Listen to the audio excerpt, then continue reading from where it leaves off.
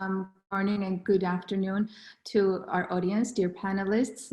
My name is Tamar Japaridze. I'm the head of the Center for Entrepreneurship at Business and Technology University in Georgia. I was honored to be asked to moderate today's panel discussion hosted by StrategEast.Live. This is a series of online panel discussions launched by StrategEast in 2020 to continue the conversation of how technology can lead to an overall transformation in Eurasia. Today's discussion is dedicated to deep tech in Eurasia. As many of you know, in the last couple of decades, the universities of the Eurasian countries have accumulated a large number of inventions, patents, and scientific developments which are not included in the market and are not implemented in the form of final products due to lack of investment. And the newest direction of the information technology, deep tech, is designed to commercialize such achievements of advanced science. But the question is, how can a scientific development from Eurasia find its investor? This is one of the issues we'll be discussing today and other important questions as well. But before we jump into the discussion, let me introduce our panelists. Our panelists are Ilona Gulchak, Partnership Manager at Commercialization Reactor in Latvia. Hello, Ilona. Oleksandra Humenna, Acting President of the National University of Kyiv-Mohyla Academy in Ukraine. Jumet Kargin, Director of Technologies Commercialization Department at Eurasian National University in Kazakhstan, and Maxim Khomyakov, Dean of the School of Arts and Sciences at the University of Central Asia, Kyrgyzstan. So to open our discussion, I would like to ask Ilona to share her experience of the commercialization reactor in terms of how knowledge-intensive startups are created. And I think she also has a presentation that she will share with us. So the floor is yours, Ilona. Thank you very much, Tamar. Hello, everyone. Nice to be here and nice to present the method of commercialization reactor. As we've been commercializing scientific achievements for more than 11 years now. I hope you can see my screen. I will tell you briefly a bit what we are doing, and I will also share one practical example, just outlining the business case and how actually the science was commercialized in this business case. And thus you will be able to understand how the method of commercialization reactor works. Yeah. So who we are, basically, we are a science commercialization platform, and we are focused on creating deep tech startups. So our method is based on the belief that scientists usually are not very good entrepreneurs. They are good at what they are doing. So they are doing research, and this is their core activity. But in order to bring those scientific achievements to the market, they need entrepreneurial skills. And we are, instead of actually retraining those entrepreneurs, we are adding entrepreneurs into the teams, and they as a team create startup and then go forward. So, and we've been doing this for more than 11 years using this methodology that we apply. So some key facts about us. So we have a network of experts that are doing scouting of research groups and scientific achievements from many different universities in different countries. Although we ourselves are based in Latvia, in the European Union. Yeah, and over the course of these years, we've created more than 100 teams, and more than 50 startups have been invested out of these created teams. We are cooperating with industrial partners to help those startups advance on the markets. We are also doing lots of support programs and events in order to first create the teams and then to support them throughout their development. We also have two funds under management, a pre-seed and seed fund. As after the startup is created, we finance the created teams with first pre-seed investments in the amount of 50K. And then we continue with those teams who succeed better, and we also start providing them seed funding. We are managing the public financing through the financial institution of Latvia, Altum, and they are the biggest investor in us. In the seed fund, we also have private co-investors. We are partnering a lot with the biggest European innovation institution, European Innovation Institute of Technologies, mostly in health area, but also with other KICs. And of course, with the local public and private institutions that support deep tech startup development. I would like to offer you watch a small cartoon that actually shows how we do the startup creation and how we bring together researchers and scientists.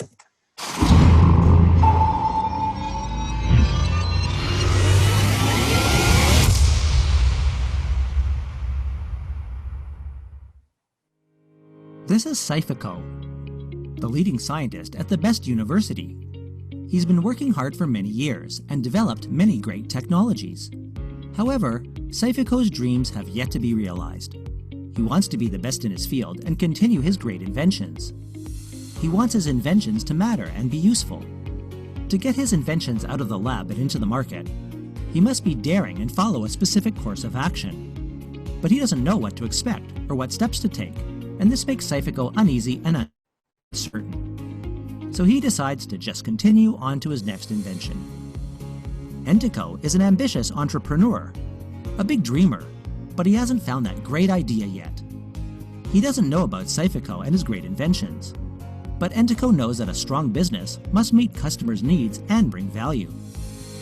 He also knows that understanding their needs requires continually approaching potential customers, a repetitive but rewarding process.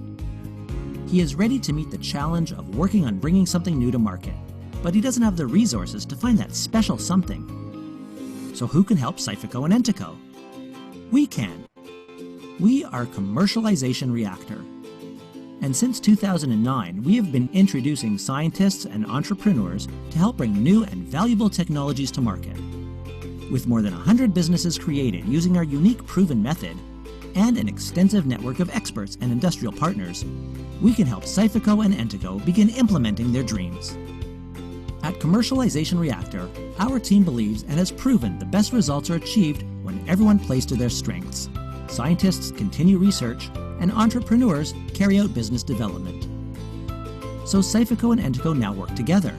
Saifiko continues developing his technology with Entiko's guidance of the market, and Entiko implements his business development with Saifiko's insight on issues of technology.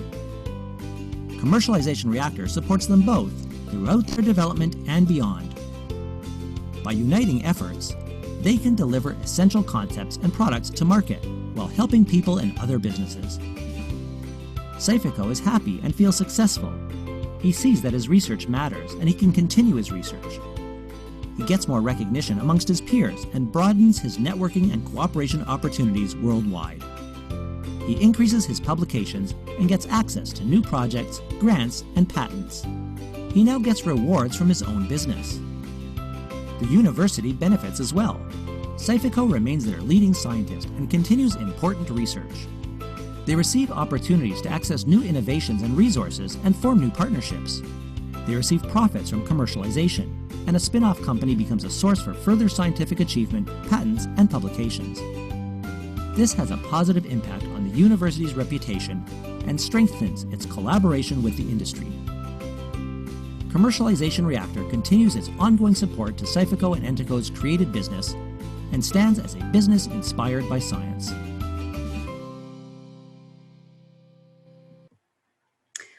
All right. I hope now you can better understand how a method works on Saifiko's and Entiko's example. But I would also like to share with you the real case, which actually is part of the Commercialization Reactor, and the real case of Canal and Biotech as to how the technology, the scientific achievement was commercialized. So first of all, meet Saifiko. This is a scientist. This is Professor Dalis Juhna. He's the leading scientist and vice rector for research at Riga Technical University. And he with his team achieved great research results with microbiological tests of pathogens in water. So when we met him, his technology was at TRL4, so meaning that he had a prototype proven working in the lab. Yeah, and he had a challenge. He could actually try to sell his technology or self-develop his technology. And if it's a sale, then it's a challenge for tech transfer because the TRL is still quite low, and he would definitely need to do lots of iterations with the industry in order to achieve higher TRL. And it is usually very challenging for scientists to simultaneously continue research and doing some market development. And actually, we offered him a solution. So through our matchmaking solution, we added an external entrepreneur. And of course, this new team received lots of support from Commercialization Reactor. And now I want to outline that entrepreneurial task is extremely important in commercialization because how to develop really depends on the market feedback that you receive. And you definitely need to identify to whom and how to sell the final product that will be developed. And in terms of process mechanics, how this works, usually a spin-off is created. And in this case, licensing agreement for background IP with Riga Technical University was signed. The first entrepreneurial task that actually the startup faced is creativity and application finding. So once you have a technology, it can be applied in different industries. And it is actually according to the team's decision where to go, which industry to approach. If there is a hypothesis, then you do customer development. If customer needs your solution, then you can proceed. If no, you can actually seek for other opportunities in other different industries. So you pivot. In this case, as the scientists invented the method how to identify pathogens in water, the entrepreneur actually started doing customer development, and he found no real need in the market. Yeah, so there is no market for this kind of solution. But he has found that pathogenic bacteria in dairy products and finding this in a faster way than exists on the market is a very acute problem. So actually the real need was to find pathogens in dairy products. So he came back to his scientists and told that, yes, the problem is identified, but I don't need it in water. We need it in let's say, milk. Yeah. And in those times, it took 2 to 5 days for food, beverage, chemical product producers to perform microbiological tests in order to identify those pathogens. Yeah, with this method, they could significantly decrease this time and actually to do it within 2 hours, which is a huge difference and would be definitely a solution for many players in the industries. So actually, this entrepreneurial task is to do customer development to identify who are the primarily customers they will be addressing. So Anton, as the CEO of the startup, did lots of meetings, lots of pitching, lots of discussions in many different companies with many different players to better identify what is needed. And actually, he found requirements for the solution, and the product idea became more clear. So they understood that they would need a kit for testing, they would need a testing protocol, and a kind of training how to do it. And with this, new challenges appeared. So they would need this kit, but this kit wouldn't solve all the problems, and they would actually opt for the full solution. They would opt for the alloscope, which is a microscope that could actually see those bacteria in the samples. And what it meant that additional development would be needed, additional competences would be needed, and of course additional resources. And here comes the third entrepreneurial task. They would need to build a team, actually, to add additional competences for the product development, because the product requirements that they have identified and their solution, there is a gap between them. What was the reality check for Canelum? So they had the microbiology competence with the scientific team in place, but they actually lacked competences in optics, in artificial intelligence, in neural networks. So this is something an entrepreneur would need to find. And of course, as I mentioned before, they also need resources. So here comes the fourth entrepreneurial task, fundraising. So Anton was doing lots of fundraising, and he managed to attract around $500,000 of investment funds for customer development and piloting. Also grants, public financing, which is actually non-dilutive and very beneficial instrument for startups, especially for D-Tech startups. So it's around $1 million, and they made 3 generations of alloscopes and managed to bring the technology readiness level to 6 and 7. Yeah, the entrepreneurs team and the CEO actually managed to co-finance again with his own funding as well. But the most probably beneficial thing that they reached is 50K, which is a relatively small amount. But this is the industry investment, industrial partner that is ready to co-finance the pilot. So for the real industrial application, which is a huge step forward for the team.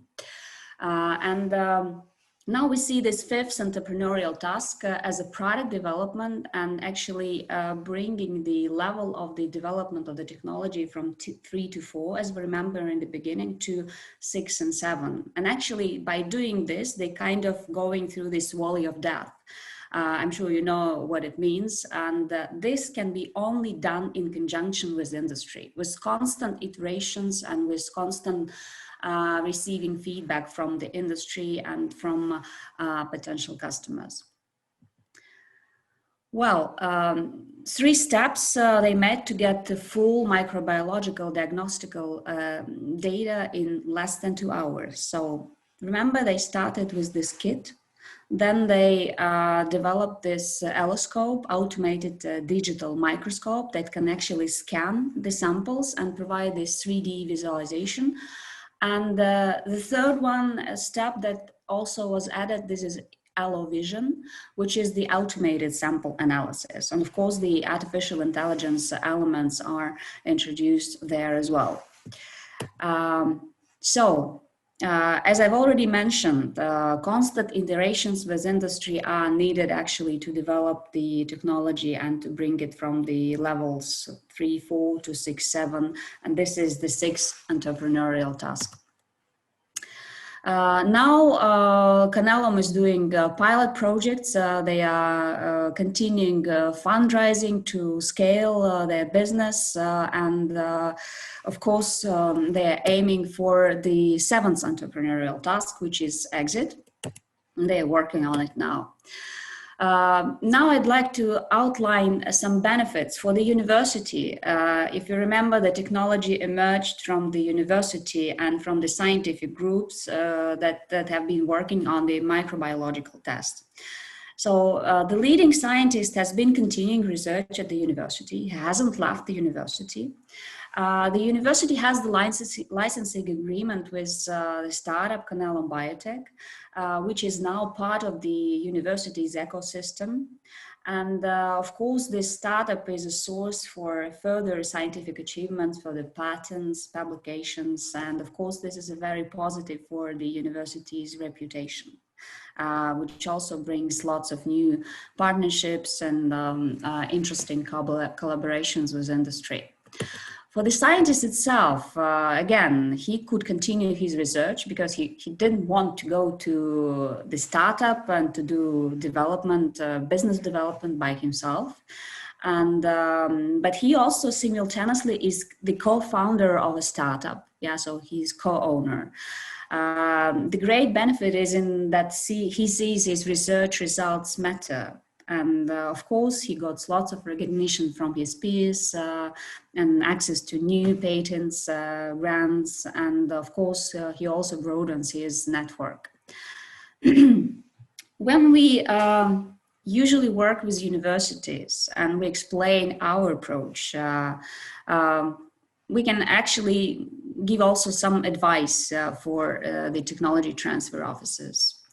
We do advise to accept the approach that technology transfer for low TRLs is only possible through entrepreneurship. And IP value can be measured only in the future, that the TTO shouldn't be too greedy in the beginning, yeah, because you cannot identify what would be the value of this IP. The TTO should always have very transparent policies and procedures for technology transfer. And the decision-making about the technology transfer should be usually with the TTOs, because they understand why it is needed and how this mechanics works, not with someone else in the university. And of course, external cooperation is always welcome, because the university usually doesn't hold the entrepreneurship competence within the TTO's offices. Of course, there are different models. Some of the TTOs try to develop this, but this is a normal practice that we see currently, yeah? And why this partnership, external partnership, might be beneficial. Now you see that I have listed all the entrepreneurial tasks that I've just explained you in this practical example. And I also want to outline that university has a lot to do actually to support this startup development. First of all, as you understand it, it ensures IP transfer to a spin-off. And if pivot is needed, this pivot is needed, then it helps a lot with pivoting, because it can then add additional competences, additional research teams. And this actually becomes a platform for a researcher to ensure that the technology is developed and additional competences are added. And of course, a spin-off becomes a part of the university's ecosystem in the future. Well, we do believe that commercialization is an entrepreneurial task, and of course, in particular for low TRLs, yeah? And this is probably it from my side. Thank you so much for your attention, and let's jump into further discussion. Thank you. Thank you so much, Ilona. This was very interesting and impressive what you shared about your approach. And since you mentioned the role of universities in commercialization, I would like to ask Oleksandra to maybe further develop this topic and tell us what you think is the role of universities in the commercialization of high-tech achievements and scientific achievements, I mean. Yeah, hello everyone again, and I'm very happy to meet with colleagues, share our experience and discuss it. The locomotive of Ukrainian innovative competitiveness is human and intellectual capital. Its effective implementation is the key to gaining competitive advantage. The state, regions, communities, and universities must find their place and role in this process. And in my opinion, the university can act as a platform for building a chain of values which NAUKMA has in its plans to create. And currently there are no similar projects in Ukraine. When I talk about the value chain, I mean the following. For the formation of academic and entrepreneurship, we must begin with the development of creative intellectual potential of our students and researchers, and by simplifying the possibility of patenting its innovative solutions, where the university as a legal entity will assume the function of supporting intellectual property protection. The value chain includes several stages of forming a sustainable system and ecosystem of entrepreneurship. Creating conditions for the development of entrepreneurship in students and researchers, introduction of separate certification programs, teaching courses within existing programs focused on the development of creative potential, leadership, development of knowledge about the business process, fundraising skills, etc. Development of innovative projects that have the potential to become startups through various platforms of interaction of participants in the science park, hackathons, accelerators, etc. Support at the startup stage and growth of the startup through the establishment of the system of product promotion and searching a source of funding, attracting investors. Legal support and support for the protection of intellectual property, patenting of intellectual achievement of the author. The sphere of intellectual property in Ukraine is regulated by the law of Ukraine on copyright and related rights, going back to 1993, with the latest amendments of 2020. For sure, such a quickly developing sphere requires constant updates. This is particularly critical for Ukraine, as we are constantly criticized by European Union, USA, and other countries for the ineffectiveness of protector creators and researchers against unfair use of their right without paying due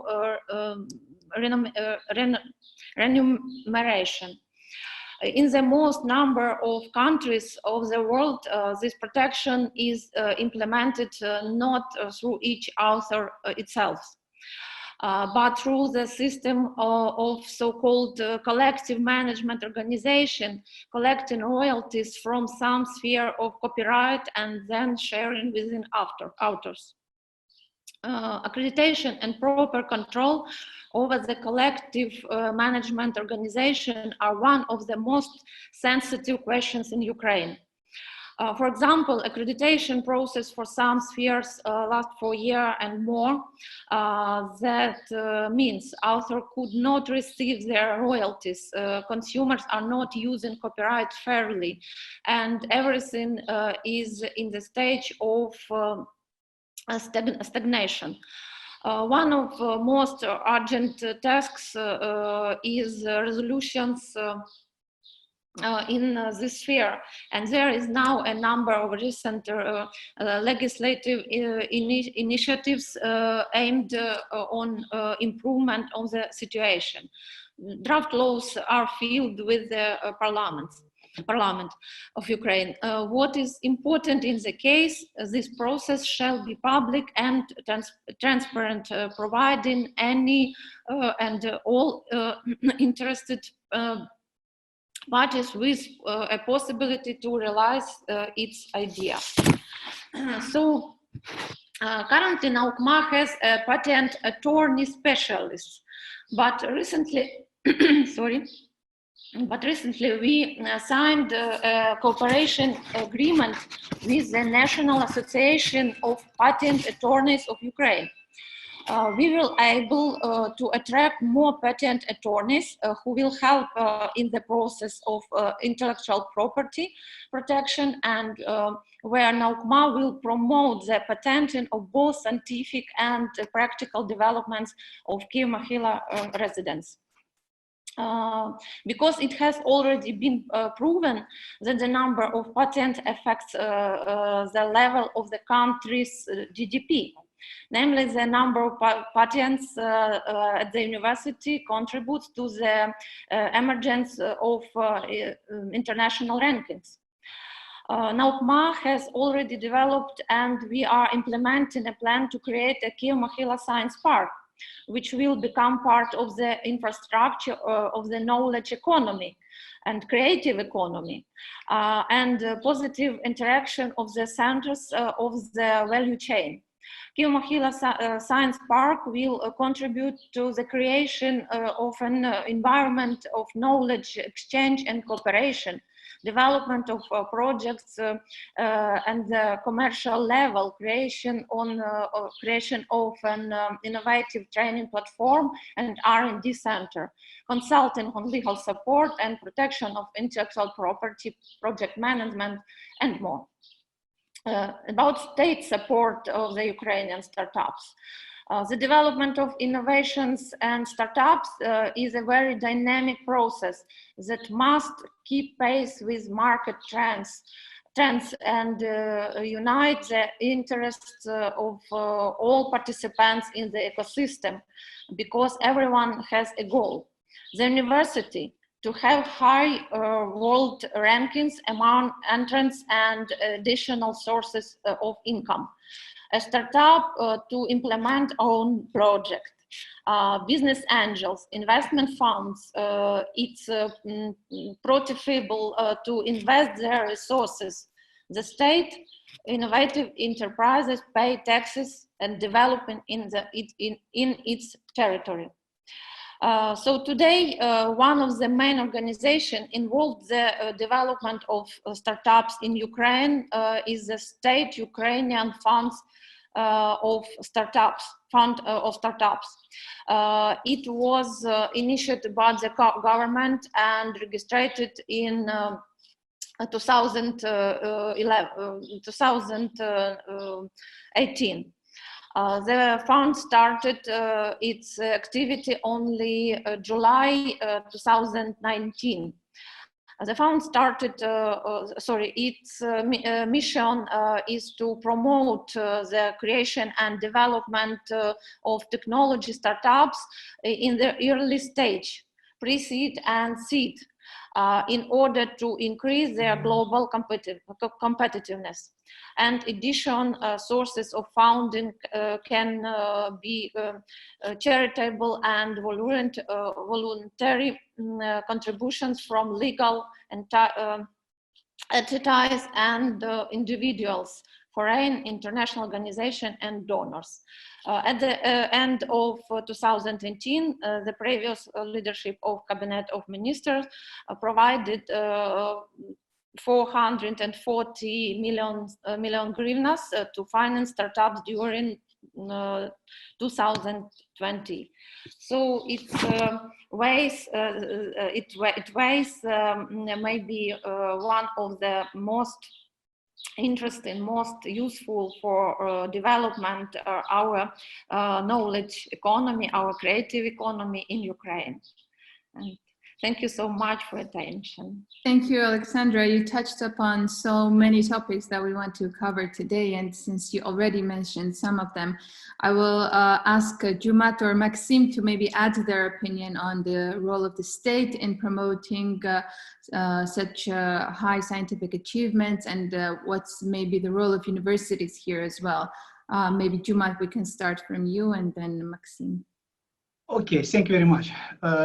Let me share with us my presentation.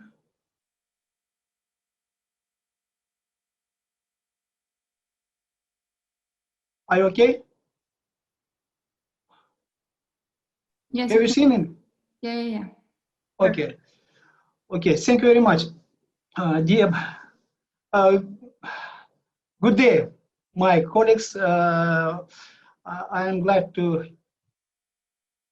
see everyone, and my big thanks to all people who is organized this meeting.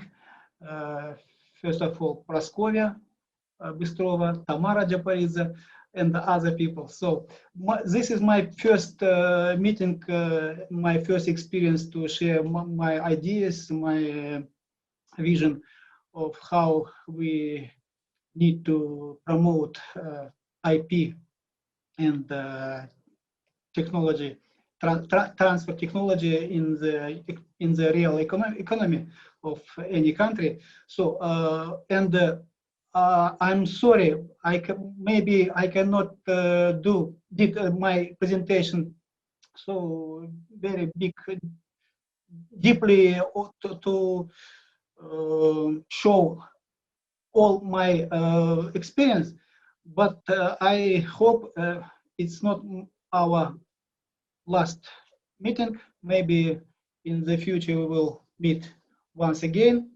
So I hope. So first of all, I would like to represent myself and a little bit about my university. So my name, as I said, as I mentioned, Praskovia Jumat Kargin. I am director of commercialization, technology commercialization department of the Gumilyov Eurasian National University. This university is situated in Nur-Sultan. It's the former Astana, is the capital of our country. You know that Kazakhstan, as other common independent states and Georgia and Baltic countries have independence from 1991. So it means during the last 30 years we made extremely new system for transfer technology, for development innovation in real country, in real economic sectors. So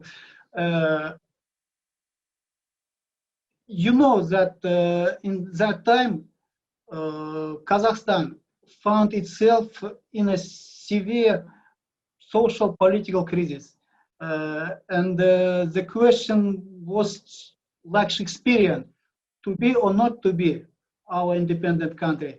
It was very hard time, very difficult time. So now we can say that our country, I hope, and other countries like other post-Soviet countries, nowadays is very well. So we achieved a lot of different big achievements, but there is one big problem in our how can I say, in our sphere of activity. So the fact is that the country economy is directly depend on, I mean Kazakhstan, depend on petrodollars. As we say, our country is on an oil needle. You understand me. In other words, the economy of Kazakhstan is based on the sale of mineral resources, iron, ore, non-ferrous metals, oil, gas, and so on. So in this regard, our government of the country has set a task within the current decade to turn Kazakhstan into a country, in high-tech country, because we understand that tomorrow our mineral resource can be finished. So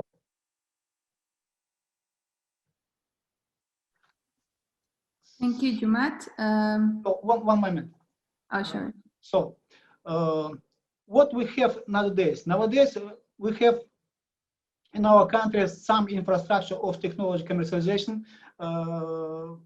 So in national, our national ecosystem consists from these points. We can see, first of all, a legislative framework. We have a lot of new laws. I can say about law on science, on commercialization, on innovation development of country, and so on. We have 7 technoparks and 21 technology commercialization offices. For example, Astana Business Campus is one of the new institutes of development who is how can I say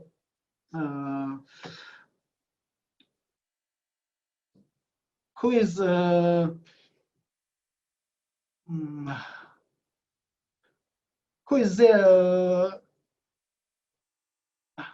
so sorry. Next, IT Development Fund.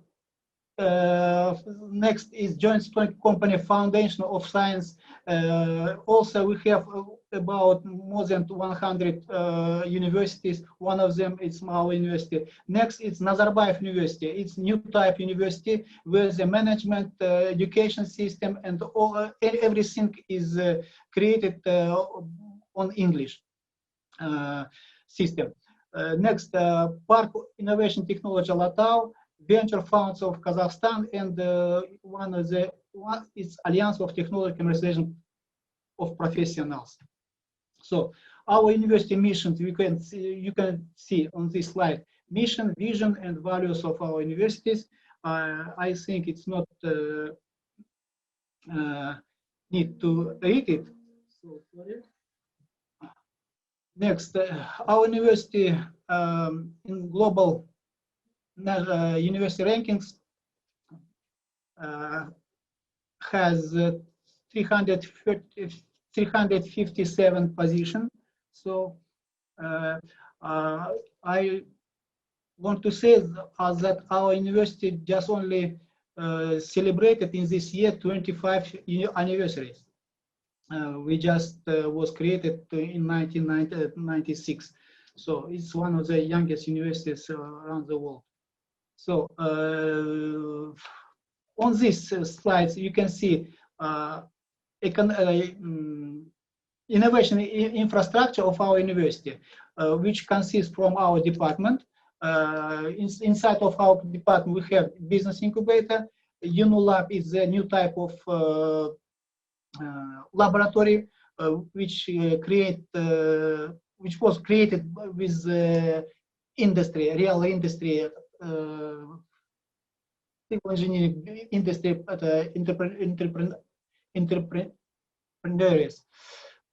enterprises, Park of Nuclear Technology, so and Entrepreneurial Center Capital. Last Entrepreneurial Center was created in framework of British Council grant. So next, on the top, on the bottom of this slide, you can see 6 projects which we realized during the last 10 years. And on the right side columns, you can find the summary of total finding. It's indicated in Kazakh currency, tenge. Change currency of our national currency is $1 equals about 425 tenge. So that it means the first, for example, commercialization of magnet gas technology in Kazakhstan, it's about $500,000 tenge. So next, also inside of our infrastructure of commercialization of our university involved some of the R&D institutes. The number of you can see 18 equals scientific centers, laboratories, and some of the scientific councils, SkyTech, Young Scientist Council, Student Science Council. Okay, next. So in this slide, you can see some of the links between academia and scientific partners with our university. So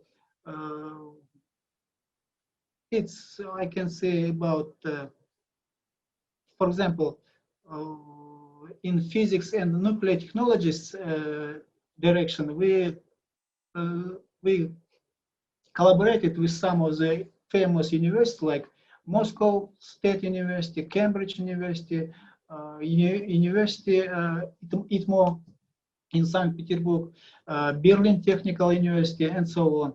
For example, in biological, biomedicine, and biotechnology, other universities like Michigan and Aalborg, Texas University, Genoa University, and so on. So, in our university, of course, the main, on this slide we can we show just only 6 main directions, like physics, chemistry and earth science, biology, social and humanitarians, engineering and math and IT. So next, on this slide we can find some of the industrial our partners. With them we have a very good collaboration.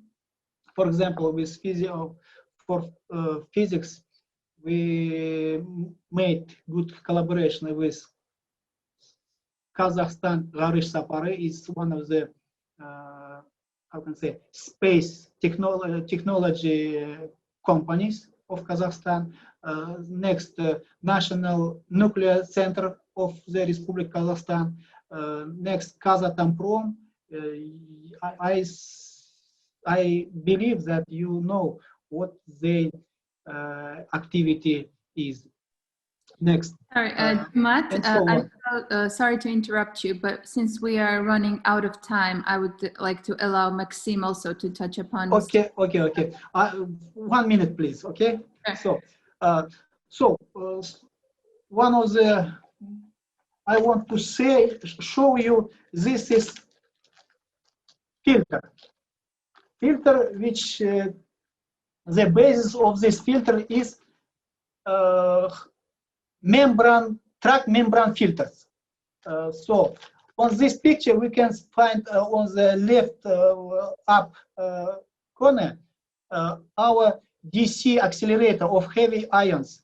You see, it's the basis for obtaining this track membranes. On the other side, you can find the park of nuclear technologies, where we have some plans to create the end of this technology change. So, and finally, we will find like this production. It's very important for purifying water. You know that for Kazakhstan, water is the crucial moments. So on this slide you can find some of the legislation which we have in Kazakhstan. Of course, colleagues, I will share with you my presentation in the finally. Okay. So, and some of our some which on this slide some which problems we have in our sphere of our activity. So, and this my contacts. Thank you very much, colleagues. I'm sorry for maybe no, all of your parts were so interesting, and 1 hour is never enough to include all the information in one panel. But since we have 10 more minutes, I would like to ask Maxime to join us, and maybe we can touch upon the importance of international financial organizations in helping and promoting science-intensive startups to commercialize in Eurasia. What are your thoughts on this? Right. Okay. Thank you very much for inviting me and for, well, in such a distinguished company and to speak about, our experience. Well, I first kind of try very briefly, also touch upon some issues which have been discussed until now. and maybe take some issues with what have been said today. But I would start with UCA, which is University of Central Asia, which is my main employer. And UCA itself is a startup university, so we are very small. We are tiny actually, and we are very young. So in several days we will have our first convocation, so graduation ceremony. And really, both science and entrepreneurships are to be yet developed at the university. So we are, regional, we are private, we are development university in several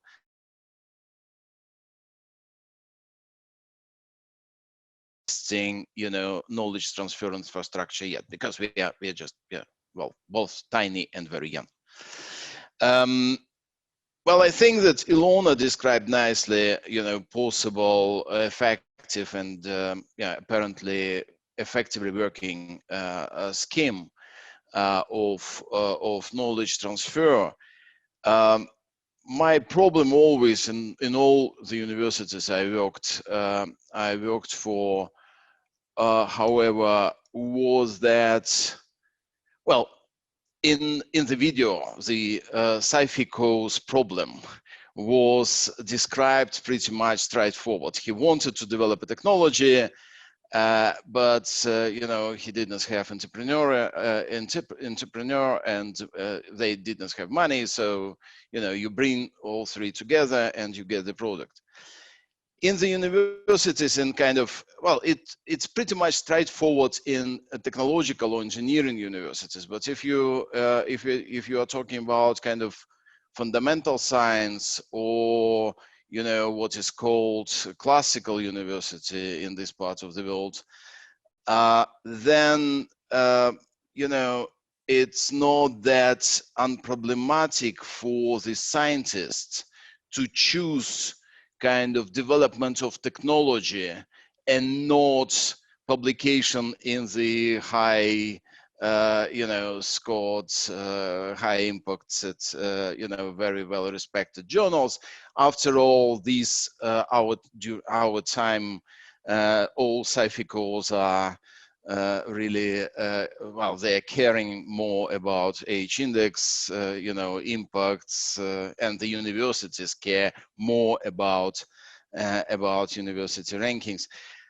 This is a problem actually for the strategy at the university, because sometimes if you work for industry, you are prohibited to publish. I mean, you don't publish. This is a commercial, secret.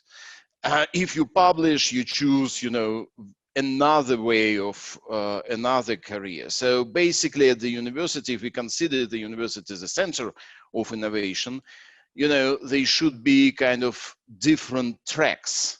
One track is more kind of academic, traditional track of doing things. Another track is more kind of going to commercialization and knowledge transfer infrastructure. Then the second point I just would like to mention, that when we are talking about innovation at the university, we should not only focus on these big names and scientists who want to develop something. Student entrepreneurship is very important. So this is what also to be supported and to be cared at the university, because I mean, many things these days, especially in IT, in mobile applications, all this kind of stuff, they are being done by those who didn't graduate from the college yet. So this is basically, so the student startups and the students, this kind of knowledge transfer for the students, also very important task for the university. The universities are and should be and are really in the knowledge-driven economy. they are the centers of technological innovation, and they are the centers of the development of the territories. But in order to be real centers, all these, I mean, inside the university, all these problems should be addressed. So the universities need elaborated knowledge transfer infrastructure with, you know, startups, with, you know, these science communication specialists who go and, you know, try to talk to people, you know, what can be commercialized, what cannot be, you know, who is, you know, choosing this kind of pure academic track and who wants to be, you know, more entrepreneurial. So kind of internal communications are very important inside the university.